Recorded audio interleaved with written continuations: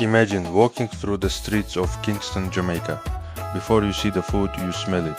Thick clouds of fragrant smoke drift through the air, carrying the rich scent of allspice, thyme, garlic, and fiery Scotch bonnet peppers. At roadside grills, cooks carefully turn pieces of chicken over glowing pimento wood while customers gather, patiently waiting for their meal.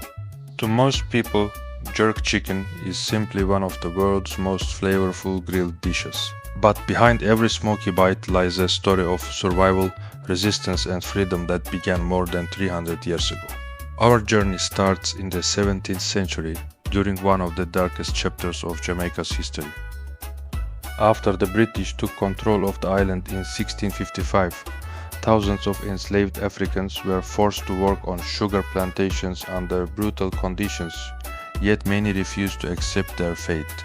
Escaping into Jamaica's dense forests and rugged Blue Mountains, these men and women formed independent communities that became known as the Maroons. Life in the mountains was dangerous, but it offered something priceless: freedom.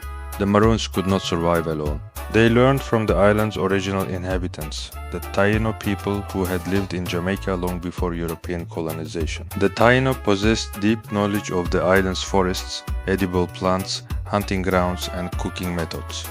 One technique proved especially valuable. The Taíno slowly cooked meat over green pimento wood, using raised wooden racks.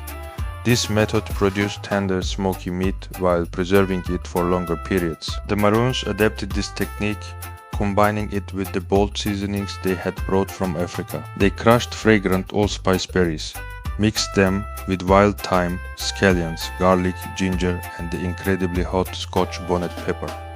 Together, these ingredients created a marinade unlike anything the Caribbean had ever seen.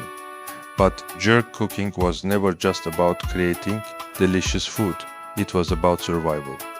British soldiers constantly searched the mountains, trying to capture escaped slaves. Large cooking fires could reveal a hidden settlement from miles away. So the Maroons became masters of concealment. They often cooked meat slowly over carefully controlled fires or inside covered pits that trapped much of the smoke. The process required patience, but it allowed entire communities to eat without revealing their location. Every meal became an act of resistance. Originally, the Maroons used this method primarily for wild boar, which roamed Jamaica's forests.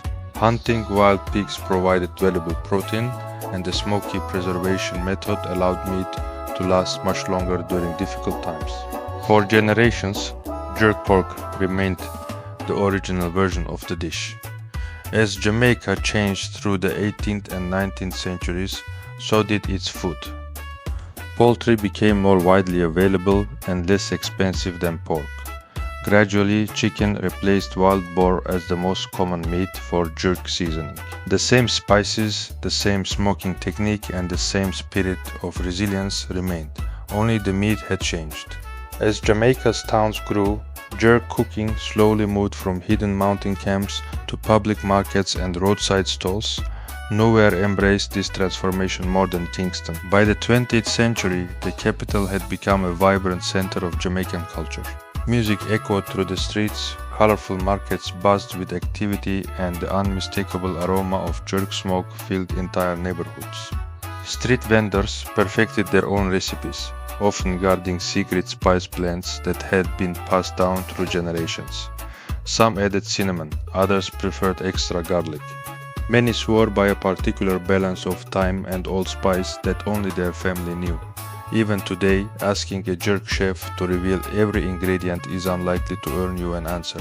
One ingredient, however, remains almost sacred: Jamaican allspice.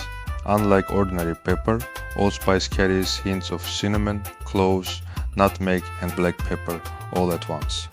When the wood from the allspice tree burns beneath the chicken, it creates the distinctive smoky aroma that defines authentic jerk. Without pimento wood, many Jamaicans will tell you that it simply isn't real jerk.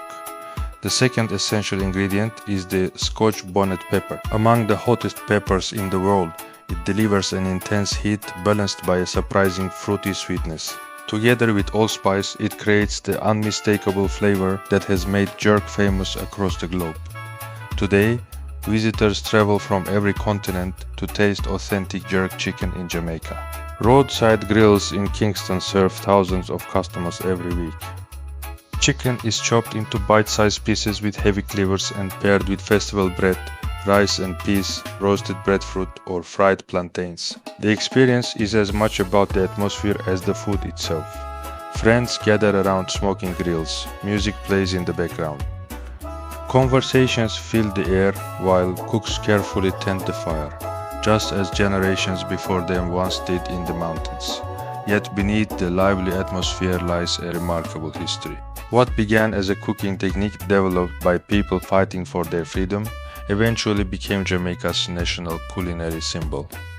Every smoky piece of jerk chicken connects the knowledge of the Taíno people, the resilience of the Maroons, and centuries of Jamaican tradition.